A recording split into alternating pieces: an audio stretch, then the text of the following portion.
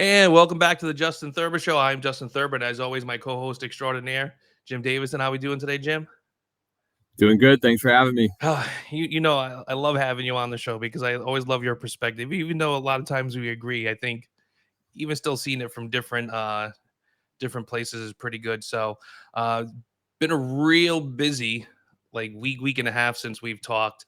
A lot of things going on, so much so I don't think we can get to everything, but I want to touch on some of the things that we've discussed earlier. And one of those was immigration and the Massachusetts allowing undocumented to get driver's licenses because on July 1st, they were able to start getting driver's licenses.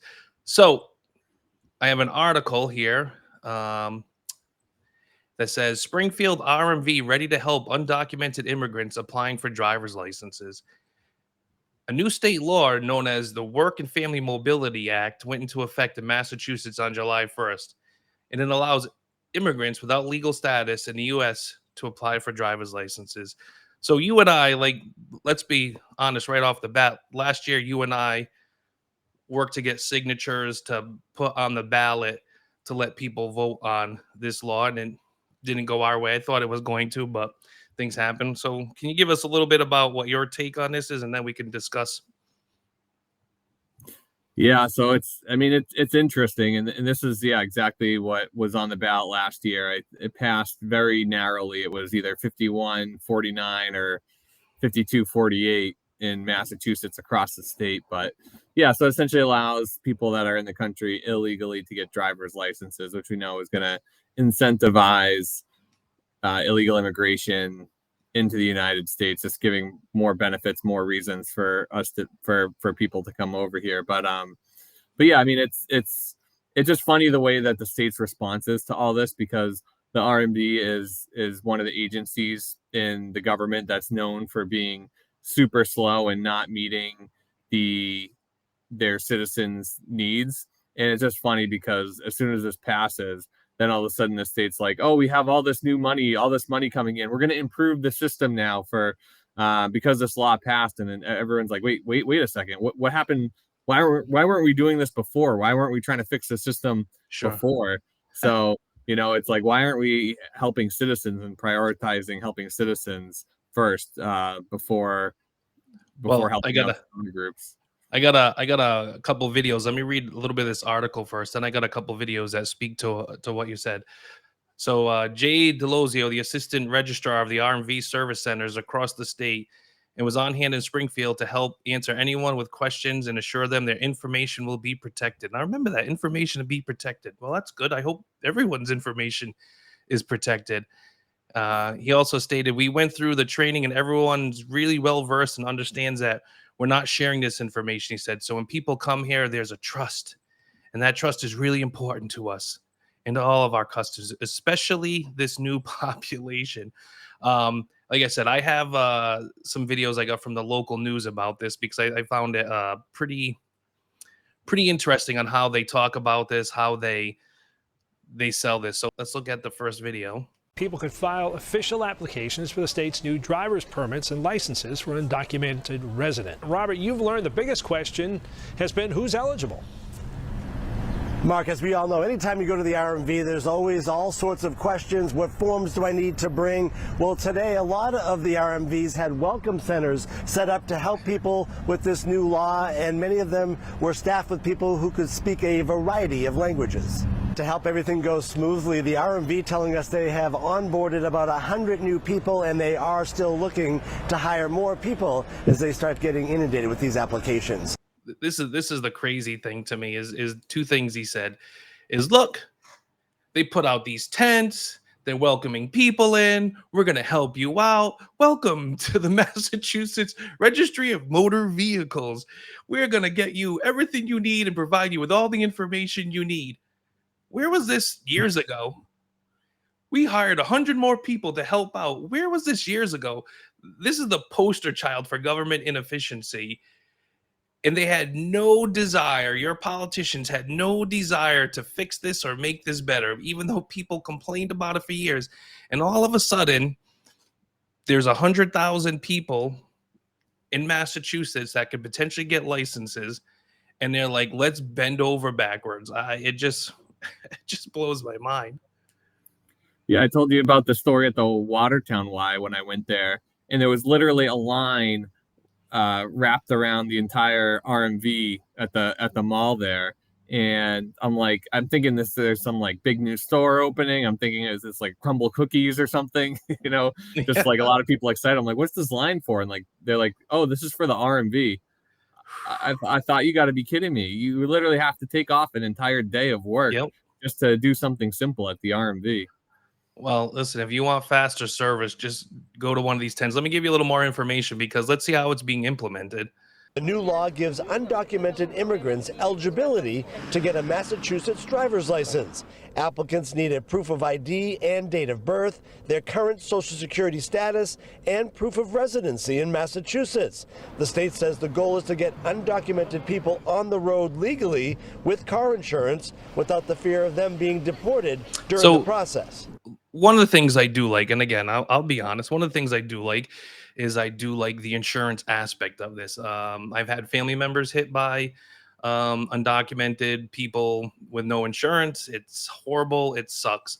And there's a key thing that person said, and you're going to hear this a lot, without the fear of them being deported. And we talked about that article a little bit that said, oh, we're going to have a lot of secrecy and keep your information safe. There's a reason why they're saying these things. And the reason is because when you're doing something wrong, you don't want to get caught. It just goes to show that the levels that your politicians will go through to get what they want. Data privacy is very important to the registry with all of the information that we have. We have measures that we follow. We do not provide information to any federal agencies. We do not provide any information to federal agencies. I don't know if you've gotten a real ID yet. I know a lot of people that have to go on for the real ID. And the story they tell me is always the same. I needed my birth certificate, social security card, stool sample, blood sample, 62 references, my last 10 paychecks, and I still got there and they're like, yeah, that's not enough.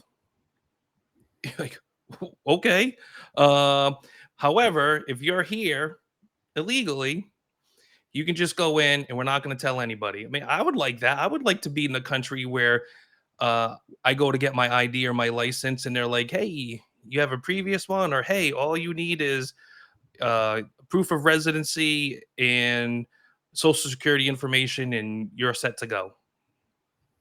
Yeah, and I think the main argument behind this is that, hey, if there's people that were a dreamer or here from DACA or whatever, and they were born here, not and their parents, like, they were raised up here, and they're undocumented, but you still want them to work and be a productive member of society. That's one thing, and I think a lot of people can get behind finding an avenue for people to, for a process for people to stay here legally or find a way to remedy those folks. But on the other end, you have a lot of bad actors that are here illegally as well. And I mean, it seems like it's almost every week that you see a news story where there's either some crime or murder or something going on when this person was a repeat offender. They had entered the country illegally, not just once, but several times, 3-4 times they had been deported, and they're still around causing havoc. And yeah, I got to ask yourself, what is the system doing to filter people out? What are we just treating everybody the same, or are we putting any checks and balances in place so we can evaluate people as we go through, and we can say, hey, is this a person that's going to be a productive member of society, or are they not? Sure. Well, let's watch some more of this video. We'll finish this up, and we'll get on to some other things, because again, I think what happens is this: a lot of people might listen to this or watch this and be like, oh, you're just attacking undocumented or immigrants and you don't like it. No, there's a lot of unintended consequences, and this is kind of the setup to the unintended consequences that we're gonna show you. So let me finish this video and we'll get into that. I know there are families that have been here for many years and they have been not able to drive to doctor's appointments, to the supermarket, to your job, to go anywhere because they are so fearful. Isadora's father does marble and granite work, and they officially started the process to get him a license. He will first need to get the permit, then take the driving test to get a license. I think it will be easy. Is your dad a good driver? Yeah. Listen, that lady's like, everyone, again, scared. They're scared. They're nervous. They don't drive. And then they go interview this guy. And it was funny. I had to cut some of this video just for time's sakes. But you'll see the guy walk and he's waving the reporters off like, I don't want to talk to you. So they talk to his daughter. And the daughter's like, yeah, my dad's a good driver. Well, you're not supposed to be driving. Right. And the lady's like, oh, they don't drive. We just have 100,000 people in Massachusetts for years not driving. Yep. I'm supposed to believe that. And to not take the time to say, hey, listen, if we extend this benefit or privilege to non-citizens, what can be the long-term ramifications? So what got me on this whole thing, I wasn't even going to do it because I know we've talked about this before. Like I said, I know a lot of people are going to be like, you just have something. I don't. Again, we don't have anything against immigrants, but we're going to show you now is these unintended consequences, because this what got me thinking, listen, we need to come at this at a different angle. And here's the angle. So first is the rollout. Massachusetts is doing it. There's a expected 100,000 people that are going to get these licenses, and now probably more because the unintended consequences. There's the politicians that had no desire to help the RMV before, but now they do for some reason. There's welcome tents, people hired. In that video that I had to cut out there, they hired people that could speak different languages. They had pamphlets in different languages. So this is all money they're spending that they could have spent earlier, but again, they had no desire to. So this is what got me onto this is the local news around here had a report about Florida immigration law will not recognize out-of-state licenses to the undocumented. So I'm like, I kind of remember something about Florida passing some law, and I really wasn't too aware of it. But if you go to Florida, your license from Rhode Island, Connecticut, and Vermont, and I'm sure pretty soon Massachusetts, it will not be a valid license. So now we're creating scenarios, right? Are we creating states that are going to be against each other? Well, obviously, it's going to be, it's going to happen. You'll have politicians in Massachusetts, and they're already doing it, right? They have billboards down in Florida saying, "Hey, come to Massachusetts. We love everybody. We accept everybody." And now what we're doing is we're having Florida say, "Hey, listen, we're not going to accept your licenses." So then politicians will use it like, "Look at, they just hate immigrants. They hate black and brown people." And they're like, no, they just want people to follow the laws. So let me get to some video of what's going on in Florida so we can kind of discuss it. And again, there's some kind of underlying themes that I'm going to save to the end and try wrapping this all up. The new law invalidates out-of-state driver's licenses of undocumented immigrants, includes harsh penalties for those who hire them or transport them, which critics say can include family members, and it requires hospitals that get Medicaid funds to ask for a patient's immigration status. That doesn't seem too bad, right? It invalidates out-of-state driver's licenses. And it says, hey, listen, if you're here illegally, you don't get a lot of the benefits. And we want to know if you're here illegally. So obviously, if you're an undocumented person, what are you going to do? You're like, well, this state isn't conducive to me living because they're not giving me free benefits. And now this is the second piece that really got me after seeing that the Florida law will not recognize out-of-state licenses. I found this article a couple days ago. Chelsea Mass Group prepares for influx of migrants on third consecutive day. So this was on July 7th. This article came out. I'll read a little bit. Approximately 250 migrants from Haiti and Latin America arrived in Massachusetts City over the last 48 hours. Gladys Vega, who heads up an organization, said they usually help between 5 and 10 families a week, but the numbers have been growing exponentially in the past few days. Like, I wonder why the numbers are growing. Jim, do you have any idea of why these numbers of migrants might be flowing into Massachusetts?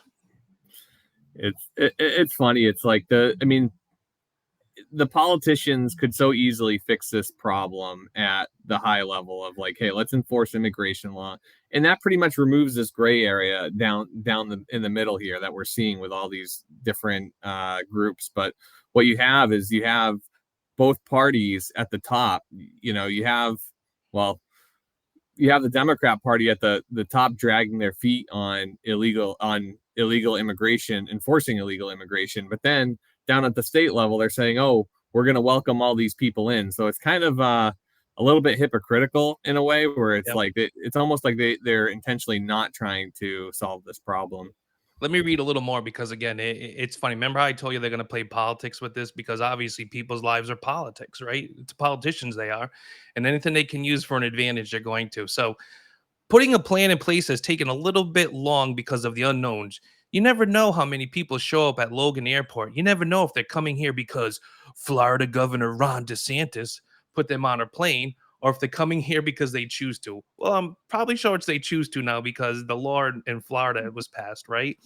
And one of the last things that blows your mind, because we talked about this last time, is about the housing crisis. Everyone needs to be treated with dignity, and everyone needs to be housed. Everyone needs to be vetted, Vega said. So we're having a housing crisis in Massachusetts, and we're sitting here saying the doors are open for everybody, whether you're a resident or not, whether you're documented or not. Just come on in and we'll figure it out later. And I think these people fail at the basics of supply and demand, because there's going to be more demand for housing, less supply, and you're not going to be able to fix the house affordability crisis. So these are just things that are compounding. In that article too, they talk about how they have to feed them, they're going to get a medical attention, they're going to house them in hotels. This is all costing money. And I sit there, and we've discussed this before. Where was this desire to help the homeless? Where is this desire to help the elderly who have to choose between eating and heating their home? Where is the desire to help veterans better? Why? I really want a law in place. We're gonna have to listen. One year I'm gonna get it on the ballot. Is we're gonna have the ballot like, listen, the government can do this stuff. Massachusetts can do this once there's a budget surplus, and once it's taken care of all the problems it hasn't fixed yet. I don't mind this happening, but you can't let other things go, other things you're supposed to do, and be like, well, listen, I want to work on this new pretty thing, and I want to, I like this thing, and I think this can help me, so I'm going to throw all our time and money into this and screw everybody else. That's got to stop. Yeah, and it's funny. You have citizens actually are leaving the state in droves. It's on average, I think about 50,000 people a year net are leaving the Commonwealth of Massachusetts. So, and here they are trying to importing more people in. Yeah, that's the only way they can get people into Massachusetts. But they're bringing more people into a state that's expensive to live in. One of the reasons why people are leaving is, even though I'm sure the income levels, the average income of a person in Massachusetts is one of the highest, it's also super expensive to live here. So you're bringing in people that don't have those means, aren't, and I hate to say this, but aren't educated, because you kind of need to be educated to afford living here. I mean, there are low wage jobs, but a low wage job isn't going to cut it here. And all it's going to do is then politicians going to use that. Those damn businesses, they're not paying you enough. So you sit there, and I hate it. It's being politicized. We're using these people as political pawns to be used against each other. So let me go into something that Ron DeSantis said, which kind of goes with what we're saying about some states and some politicians are using this to get people in, and it's crazy. At the end of the day, you wouldn't have the illegal immigration problem if you didn't have a lot of people that were facilitating this in our country. We recently met Yvette Cruz of the Farm Workers Association of Florida at an okra field south of Miami. We are hearing people that are starting to leave. We're just going to keep seeing that more as the law will take effect. She's referring to reports that some migrant workers are leaving the state, abandoning farms and construction projects. And they're going to Massachusetts. It makes sense. Wouldn't you do that? Wouldn't you, if, hey, I'm going to get in trouble, it's illegal to do it here. If I go to the hospital, they're gonna tell on me. What do? Well, what state's open? Well, there's Massachusetts. They'll feed you. They'll give you medical. They'll house you. They'll let you get a license. Let's go there. Ron DeSantis doesn't have to put them on a plane now. They're just gonna go. And I think one of the things that we actually have to think about, because you see the mayor of New York City starting to have issues, is they had all this, we're a sanctuary city. Then everyone started going there, and he's like, we can't do this, right? We talked about Mayor Adams on a couple episodes ago, and he's like, this is getting to be too much. Well, when's it going to be too much in Massachusetts? Because other states are like, this is too much. So they're saying, hey, we have to put laws in place to slow this down, because we don't have a plan. Because why would a politician ever have a plan? Because we base things on being nice and empathetic. Oh, we're going to do the nice things, and we worry about the effects later. Yeah, what do we have now? We have Taunton is one of the facilities. We have Chelsea now. I know Lynn has been used in the past. I know there was a bunch down on Cape Cod. Yeah, they want to use the base down on Cape Cod. But again, like, where was this for the homeless? Where was this for anything? Where was this to, hey, lower costs? We had some family members that wanted some help with heat, because we discussed that in an earlier show too, about how expensive heating prices and electricity is going to be. And there were some people, man, the amount of paperwork, the amount of everything you had to do for people that needed the help, the layers of bureaucracy were crazy. But if you have nothing, here it all is. If you're here legally, if you're here as a citizen, if you're here as a resident, oh, we're going to make you go through all this crap, and you might not even get help. Oh, you here as a guest, as undocumented, take everything. It just blows my mind. Like, we can do better. That's all this is about. Like, we can do better. We can probably do all things if we did it smart. We're just not doing it smart. We're putting things out there, seeing what happens, being reactionary. And again, we talked about this before, and this is the thing I don't like about most politicians, is they're ready for the shovel picture. I'm ready for the shovel picture. I'm there with the shovel. We're all, woo, we're here. We're building this thing. And then after they go away from that picture, because that's all it was, to make them look good, whatever the consequences, whatever the cost, whatever happens, they don't care.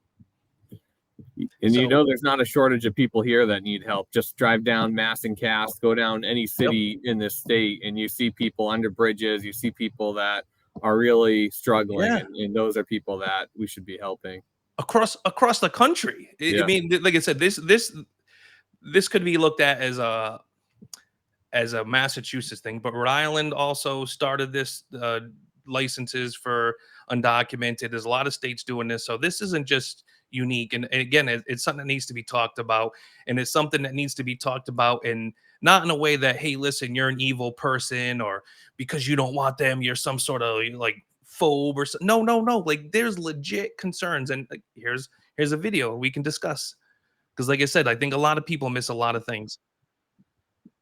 For farm workers like Ofelia Aguilar, who is undocumented, she said she recently fell off a truck while on the job and was bedridden with a back injury for 2 weeks, but did not seek medical care for fear she'd be asked about her immigration status. You'd rather just wait it out in bed, try to heal yourself, than go to the emergency room. Yeah, and that's the things that bug me, is we have people here that are being exploited. There's a movie out, The Sound of Freedom, talking about trafficking. Right, this is part of it. This is trafficking. I had some videos. People can look them up. Go search YouTube or Google, whatever. Hey, Nancy Pelosi saying Florida, they can pick our crops. Go Kelly Osborne saying, hey, listen, undocumented need to clean our houses and rooms. Like, there's videos. That's the thing they think about these people. We need these low-wage people to come here and do the jobs that we don't want to do, or to save companies money. It's like the new modern-day slavery, and we don't look at it that way. I'm sure that guy we saw earlier that there was there, he does tiling. I'm sure he does it for the rate of a union tiler, right? No, he's getting abused. We're abusing people. And this is one of those things that a lot of these, I think politicians know this, right? But a lot of businesses do. There's a lot of fear in these communities of these undocumented. They go work on these farms, and guess what happens on these farms, or whatever business, in a meat packing facility? What happens is there's always that thing over their head. Like, if you don't shut up, if you don't take the pay that we're giving you, if you don't work the long hours that we make you, if you don't do everything we say, we're going to call the government, and the government's going to deport you. This lady fell off a truck, and for 2 weeks was bedridden because she wouldn't go to the hospital because she was afraid. You don't think people are exploiting these people? And we're sitting here and like, you're a horrible person, Justin and Jim, because you want immigration to kind of be fixed. You want to be a policy, a plan in place to take care of the people that are here first, and also the people that are doing this stuff to not be exploited. But again, politicians don't want to talk about the exploitation because that's kind of where they get some of their money from these businesses and corporations that abuse these people. It kind of reminds me of during the pandemic lockdowns when you'd see these politicians and these fancy parties and they'd all be maskless and dressed to the nines, and then you'd see the servers out there and the Yep. servers, they would be all masked up. You couldn't even see their faces. It was like they were their slaves really in this Yeah. environment. And then you see a lot of these, supposedly good institutions like the UN put out these articles about how world hunger is actually a good thing because you need low skilled labor in order to serve the master class of society, and Yeah, then they had to take it down because it got so much backlash. But yeah, I mean that's the way a lot of these people think, is that like, hey, there's two, we look at everyone as being equal and everyone deserves equal opportunity and a fair chance. But there's definitely certain groups that think that there's rules for them and then there's rules for everybody else. Well, I like that you said the equality because it's equality under the law. Under the law. And I think a lot of people, the other thing that bugs me about this, and I think a lot of people, thank God, are finally realizing I don't even think it's a two-tier justice system. I think it's a tiered justice system, depending where you are in the socioeconomic status. Obviously, if you're a politician, you're going to get away with most things. There was that Boston, that I don't know what she was, some Boston city council or whatever, that hasn't had a license in years or insurance or registration, driving around, and she almost hits a house, hits a fence. Her young son was not buckled up correctly and injured himself. And all she does is like, yeah, that wasn't a good decision. What do you mean? Like, you've been breaking the law all along, but there's no repercussions. And then there's all these other ones, but hey, listen, we don't have to follow the same laws you do. Or there's laws out there that politicians tell certain people, you don't have to do that. So it's not a two-tier justice system; it's a tiered justice system, and that needs to go away. And I think what it's going to do is we're going to have to just find representatives. We're going to have to find politicians, and I think there's more and more entering the arena because there are people that are just sick and tired of this, sick and tired of it, and they're like, "Listen, I'm going to hold everyone to account." It just needs to be a lot, and hopefully it happens. But let's move on. We'll probably talk about this more in the future once we get some more information on how this is going, because expect an influx of more undocumented because we just opened the door. Here's the door open. So the next thing I want to talk about is Elizabeth Warren, but it's not really Elizabeth Warren. It's Elizabeth Warren in the sense that she was talking to the Consumer Financial Protection Bureau about credit card late fees are a profit, not a deterrent. And what she's sitting there is telling them is, hey, listen, if someone's late with their credit card and you charge them $40 as a late fee, that's really not a deterrent. That's a revenue stream for you. And it kind of is a revenue stream. So what she wants to do is she wants to lower it to $8.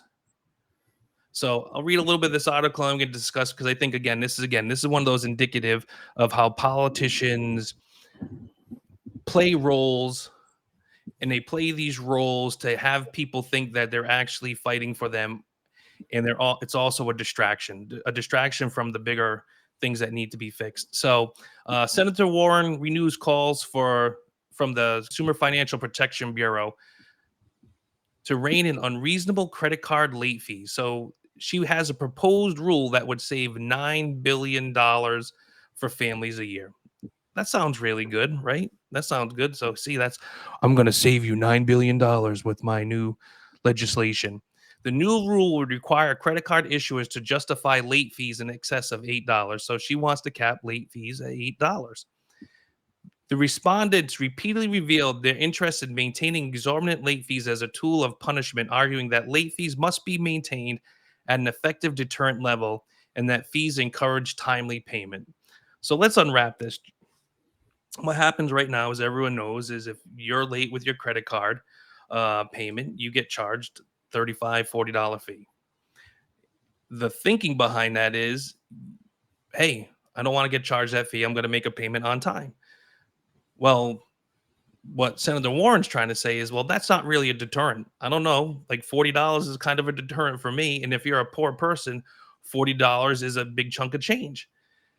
She's saying, no, no, make it $8. And again, I think sometimes people don't think about long term ramifications. Because I discussed this with you earlier and some other people that I think if you lower this late fee too much, you might have people willing to take that hit, that $8 hit, said, listen, it's only $8. I'm going to take it. And then what happens is the credit card companies are still going to make money because, hey, on top of the $8, now we're still charging you interest because you didn't pay up earlier. So you're still going to pay more. So I think this is one of those things that's all like on the front makes it look like I'm fighting for you. And it's actually not really doing anything. Actually, it might end up hurting a lot more people because people will be willing to take the hit. This is a perfect example of missing the forest for the trees. Mm-hmm. So if you take an average person's budget, gross income, and you were to break that down into what categories they're spending money on, I would put credit card over, fees probably at about 0.01% of their monthly income. Yeah. If you were to take taxes in as a percentage, you're probably looking at between 30 to 40% of Sure. the income is going to go towards taxes in some form, Yeah. whether it's income tax, sales tax, payroll tax, etc. So what's interesting to me is she's not saying, oh, let's help these families by reducing their tax burden, because that's really the biggest chunk of where their money's going, and saying, hey, why not find $9 billion of savings in their taxes? No, they're going to go after companies. Don't look at what we're charging you. Don't look at what we're doing. It's their fault. They're the reason why you're struggling. Well, This 0.01% of your monthly budget that you're spending on credit card fees is a problem. Ignore, the 30 to 40% of taxes that you're paying. But we're the good guys because we're going to save you that 0.1%. That's exactly why I put this up, and that's you caught on really quick, and anyone that watches the show or listens to the show will catch on really quick. Is this is the distraction? This is like, look what's over here. Do not pay attention to the man behind the curtain. I'm gonna save you $9 billion. Well, you know what you could have saved us? You could have saved us over $100 billion and not sent it to Ukraine. Exactly.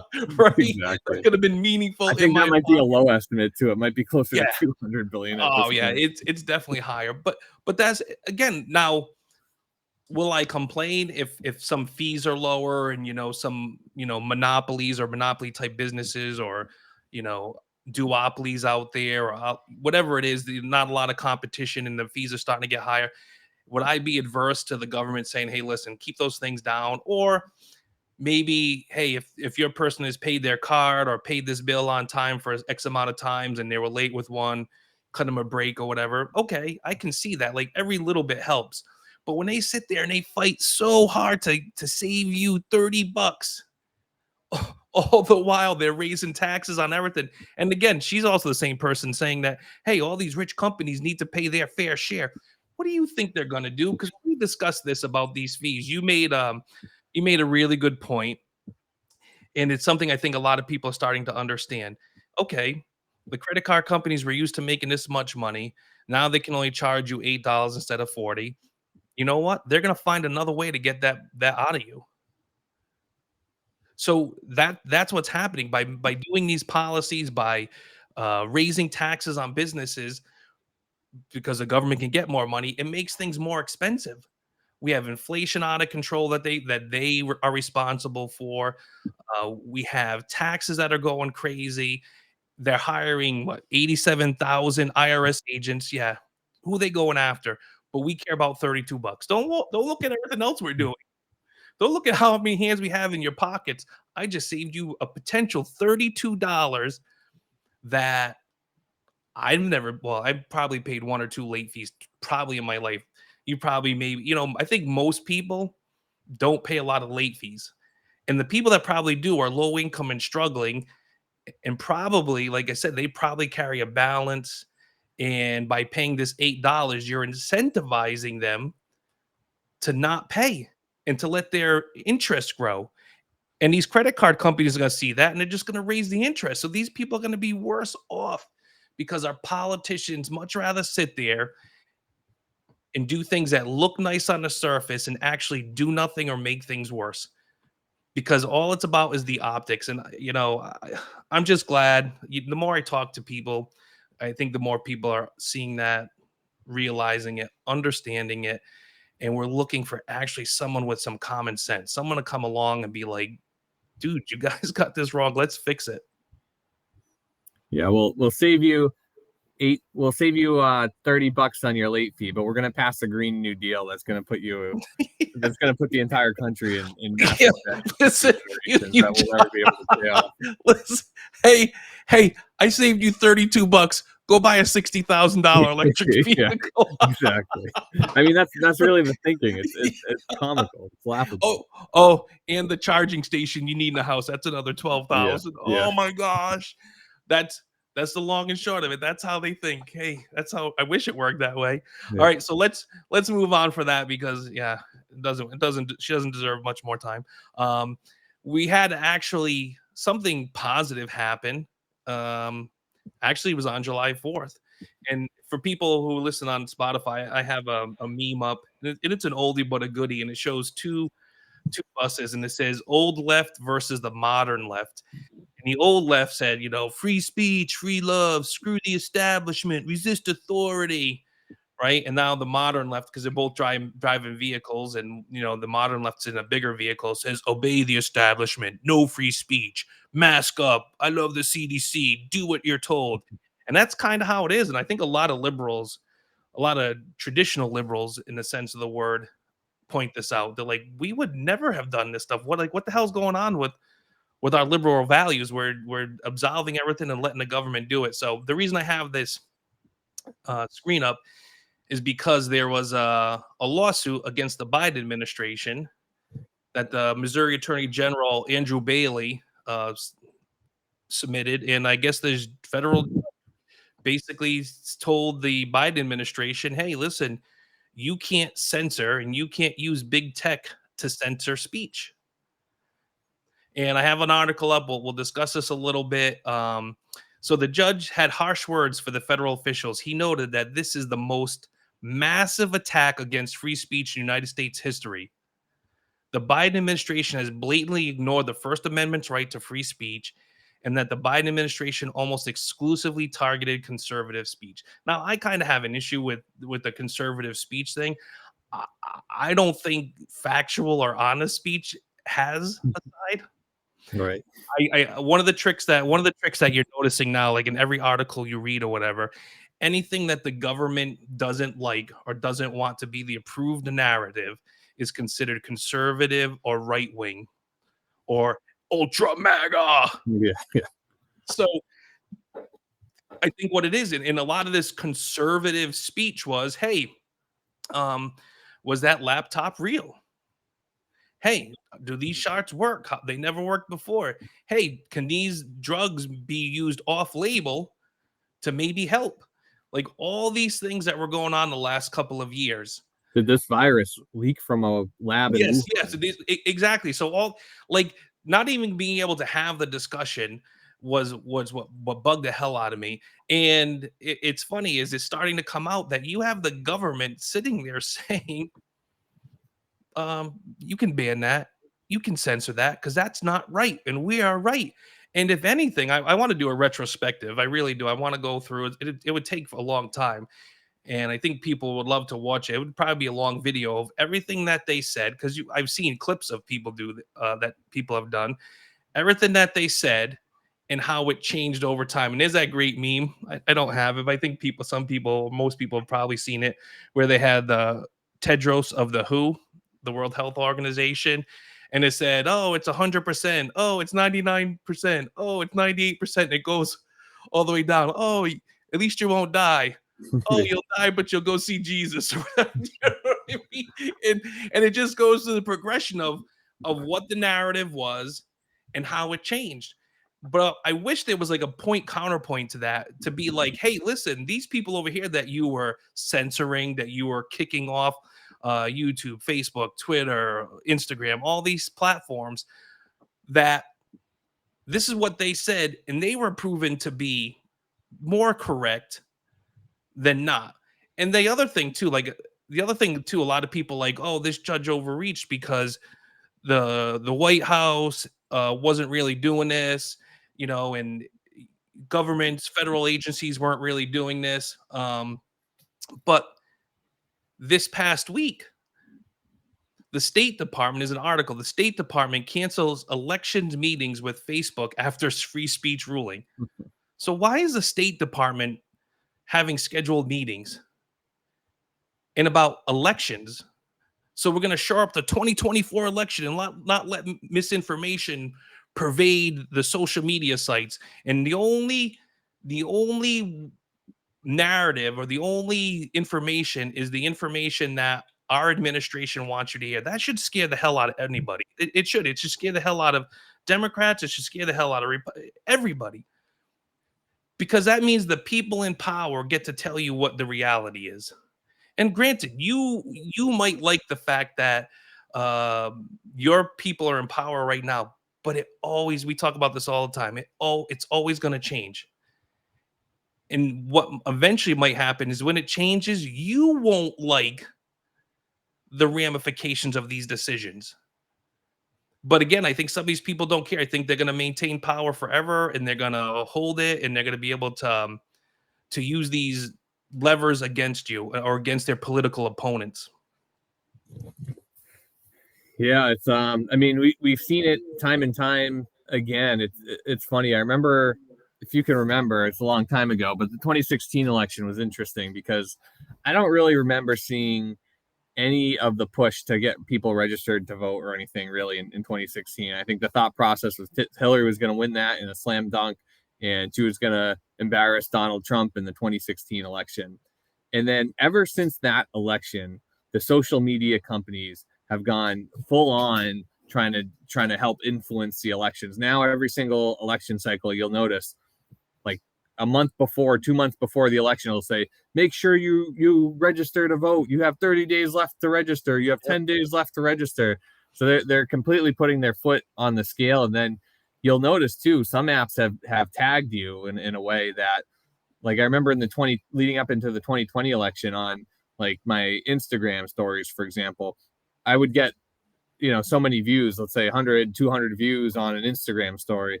Then leading up to the 2020 election, it would drop down to literally 2. Yeah.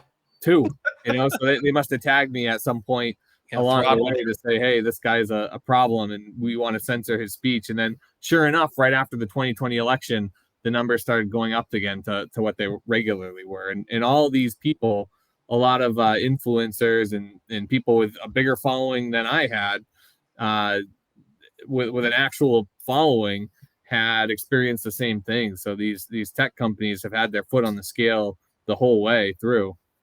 Let me read a couple more things that this judge said, or that was found in this case, because I think people need to understand that this shouldn't happen, and the lengths in the breadth in the topics that the White House or the federal government was trying to control. So let me read a couple things for you.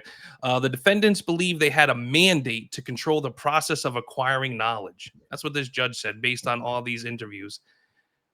DHS helped create a pseudo-private organization to get around unclear legal authorities, including very real First Amendment questions. Federal defendants did not just censor speech directly, they also caused social media companies to change their policies.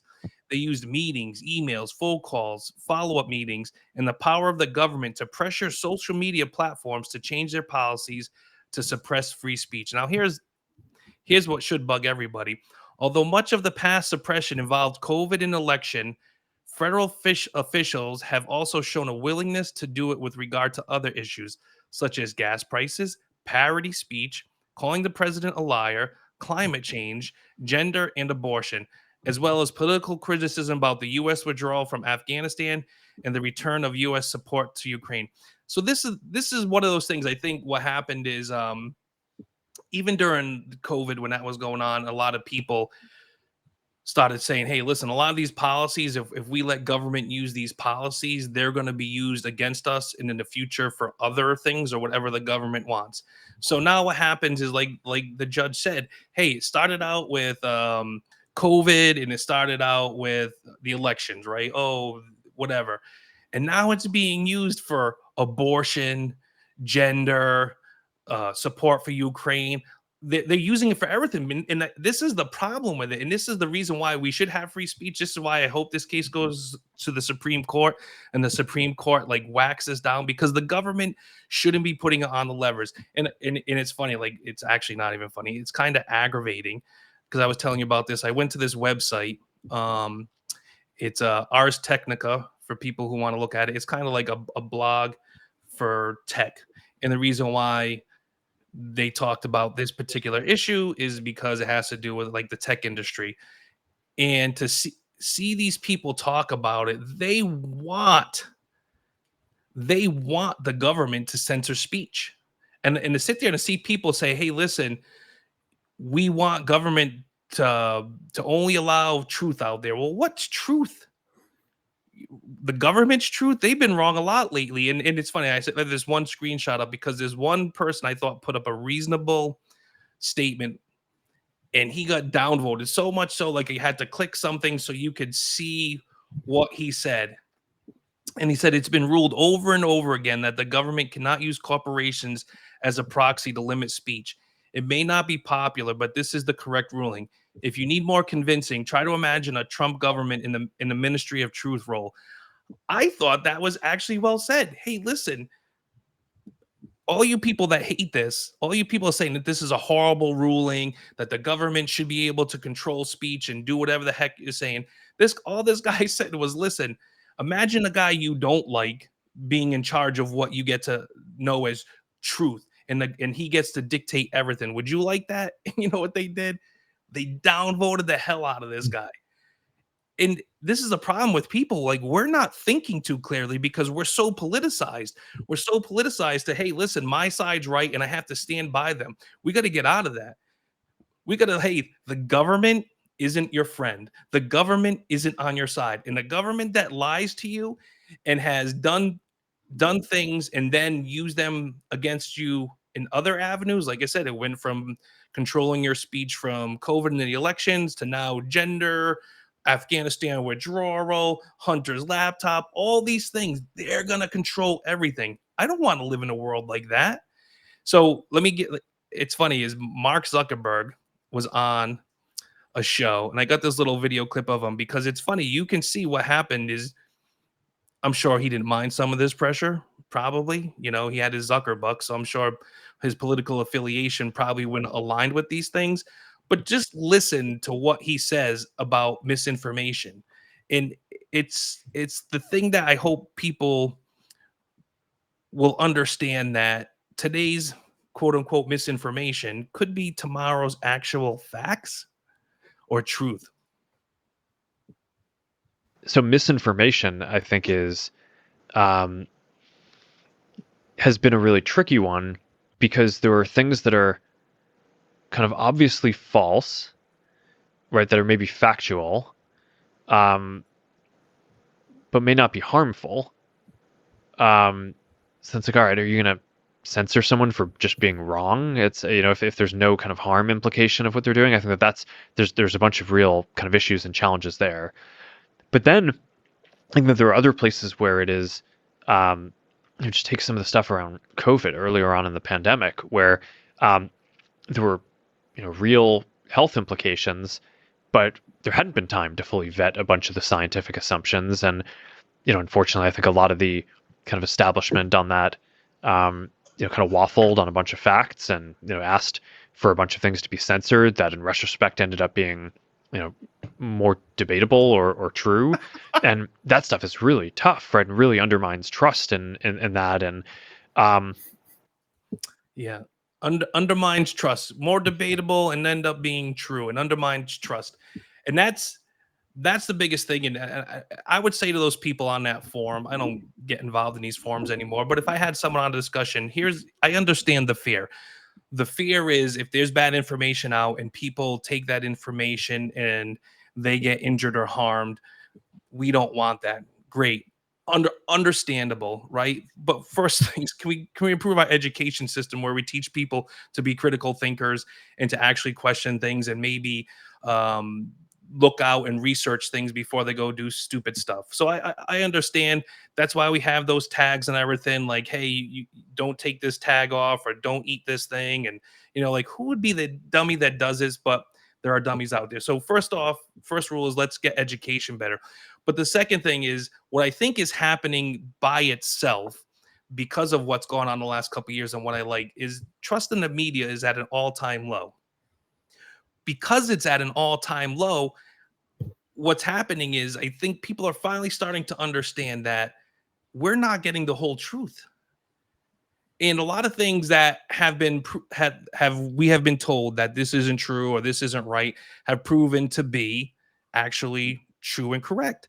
And what I hope happens long term is a lot of these companies that are willing to sit there and be the mouthpiece for governments or mouthpieces for businesses, I hope they start realizing that they've lost millions and millions of viewers, and they're going to almost have no viewers, and people are going for alternate sources of information, and they're going to people who are honest. That's what people are looking for. People are looking for honesty.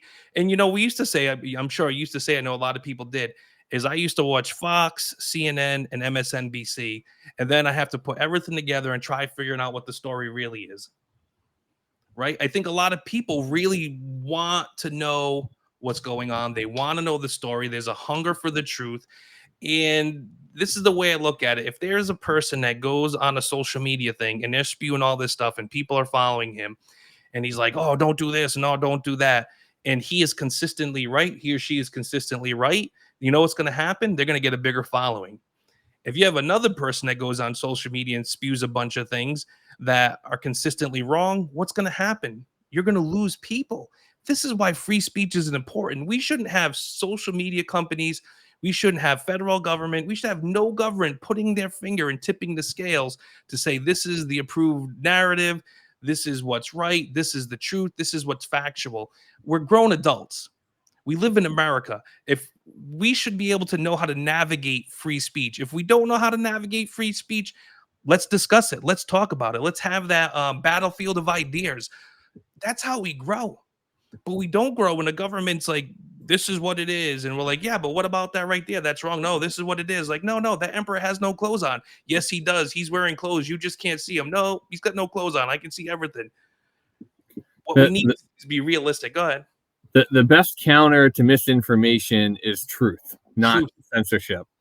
And yeah, and what Zuckerberg is saying, it's funny because you listen to him talk and he's like, oh, these were some really difficult decisions that we had to make, and we really didn't know what the truth was. But you look back on the most obvious topics, like the lab leak, for example. Yep. That was always the most realistic scenario, and that's one that even the establishment has come to realize. That was never a far-fetched idea. That was always from day one, and you can it was proven in even Fauci's emails as well. But that was always, they knew from day one that was the most likely scenario, and they would cover that up. You would be a conspiracy theorist if you thought that was even a possible solution. So it's funny listening to him talk, because we're not talking about some really fringe ideas that ended up being true. These were like the most realistic scenarios from day one that they were censoring that ended up being true. So it's almost laughable to like hear him talk about that. Again, it's funny too, is think of all the things that's happened recently. I gotta, what I should do? I should make a list and post a list on my Facebook. I'd probably get banned for it. maybe my Twitter account of all the things that we were told recently, like, hey, Russia blew up their own pipeline. Why would they do that? Hey, that sub that was going to look for that Titanic, for 3 days. Oh, they could still be alive. Yeah, we knew Sunday. Like from the moment it imploded. So you sit there and you're like, who would even trust anything these people say? And you know what the best thing is? Like I said, you're starting to see more people. If they're telling you this, what are they distracting you from? Yep. What are they distracting you from? And I think a lot more people are starting to look into that. There's stuff about what's going on in the war right now, and there's a lot of information on both sides saying all this stuff's happening. And like, I hate to say this, like a lot of things that the news is telling us, I don't believe. And then you read alternate sources, and I'm like, I believe that's going on, because you wouldn't be doing this if it was going as good as you were saying. You wouldn't be doing this. But again, I understand why you're saying it. You want to keep morale up, and they said in that article, like, "Hey, Ukraine, we want people to be on board with fighting a war in Ukraine." Right? Why is Lindsey Graham and Blumenthal, a Republican and a Democrat, sitting there saying, "Hey, listen, if they blow up this nuclear facility, we're going to war and we're letting them join NATO." And then there's all these reports that Russia wants to blow up a nuclear plant that they have control of. It makes no sense. So you sit there and you're like, what is going on? Again, a lot of people over the last couple of years, and I say this a lot because I want people that listen or watch the show to understand that you're not alone. A lot of people out there like you that are waking up to the fact that what's going on. They're waking up to the fact that there's a lot of misinformation on all sides, and there's a lot of people that just want to know the truth. And I think there's a longing and desire for people to know the truth. And hey, I'm a big boy, you're a big girl. We're adults, like we can handle the truth, right? This what was that movie? You can't handle the truth. No, Yes, I can. Right? A Few Good Men, like, yes, Yeah. I can handle the truth. Right. And the problem is we got these rosy colored glasses that I think politicians wants to have everything in these nice bows for the pictures to say they did stuff. I don't care about that. I care about dealing with reality. I care about dealing with what's actually going on. Stop lying to me. Stop candy coating things. Stop telling me the border's secure, and then every other article you read is these. These are all the things that people like. I'm watching this stuff, like I'm believing my lying eyes. I guess I don't have lying eyes, and if I am wrong, and if we are wrong, then we should be able to have the discussion. And I think that's what people really want now. They want the discussion. They want to be able to sit there and say, "Hey, listen, I believe this," or "I saw this," and have a discussion. When you can't have that, and when you're shouted down or made fun of or called a name, it's all to stop you from doing it. But I think what's happening is those mechanisms used to work to stop people. It's not working anymore. People aren't going to be shouted down. They're not going to care if they're called names. They're going to be like, listen, if you can't win on the facts, then you don't have the facts and you're wrong.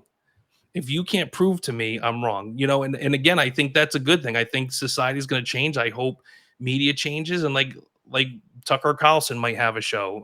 Maybe people don't like him, but he's going to have a show outside the media. You have Tim Pool. You have all these other entities that are going outside of the mainstream media that people are relying on. And I'll tell you what, if they're proven wrong a lot of times, or they're not proven right, guess what's going to happen? They're going to lose people, and people are going to start going to, because we have access. And this is why the government shouldn't be censoring social media. It should be that free flow of ideas and free flow of information. And then what happens, whatever is right will come to the top, because that's what people want and that's what people strive for. But Justin, 57 former intelligence officers said that this was true. So you just gonna tell me that you don't believe those 57 former intelligence officers? Oh yeah, like I said, oh my gosh, we should come. I always want to, but the problem is it's weekly now, isn't it? It's almost weekly. The stuff that you're told doesn't prove to be right. I mean, AOC crying at a fence, and there's another picture of her, and it was a setup. And hey, kids in cages. Yes, they're in cages now. They were in cages then, and they were in cages before. Like, people just don't. There are some people that just want to follow their party. That's all they want to do. They want to follow their party, and everything else be damned. Truth, facts, everything be damned. We have to get away from that on all sides. I mean that from Republicans. I mean that from conservatives. Everybody. Republicans, conservatives, Democrats. We need that from everything. Because again, like, one of the things, there's a lot of big Trump supporters. I will support whoever the presidential nominee is. But there's so many people out there that are like, "Well, he can do no wrong." Well, guess what? He does wrong. There's things I don't like that he does. There's a lot of people out there. We can be honest about that. We should be honest about that. We should be honest about the things Biden doesn't do right. You know, the best thing about it is Trump's walking down some stairs and they were slippery and he had some shoes on and he's kind of going like, oh, and they talked for weeks. He might be incompetent. You have another guy falling down all the time, can't say complete sentences and like he's perfectly fine. And you're like, no, let's just have these discussions. I don't care that you asked if Trump did it. He gave a reasonable explanation. You saw nothing after that to say, hey, listen, maybe they're wrong. You know, there was no more. There was just smoke. There's no fire. I'll take that story. But if you don't allow for those discussions, if you're not holding all politicians to account, they got you. Right? You know, Democrats used to say Donald Trump said he could go out in the middle of Manhattan and shoot and kill someone and his people would still support him. I would say probably some people would, but I would also say it works on the inverse. That Look at Alec Baldwin. Well, yes. Oh my gosh.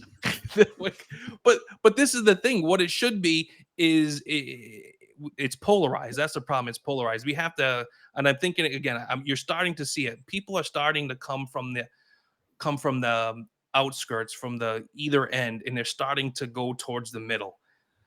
And we need more people to go to the middle and say, listen, we are holding you to account. So, hey, listen, I know you got to go. You got a busy day, a lot of things going on. So thank you so much. We'll be doing this next week. You probably just let people out there know in next couple of weeks, we might have some new guest hosts on. Jim's getting super busy. He has a lot of other projects. So we'll have some guest co-hosts on, but no one will replace you, Jim. So we'll see about that. And thank you for coming. As always, I appreciate everything you bring. Thanks for having me. Pleasure as always. Take care. Have a wonderful day. Thanks. Yep. Bye.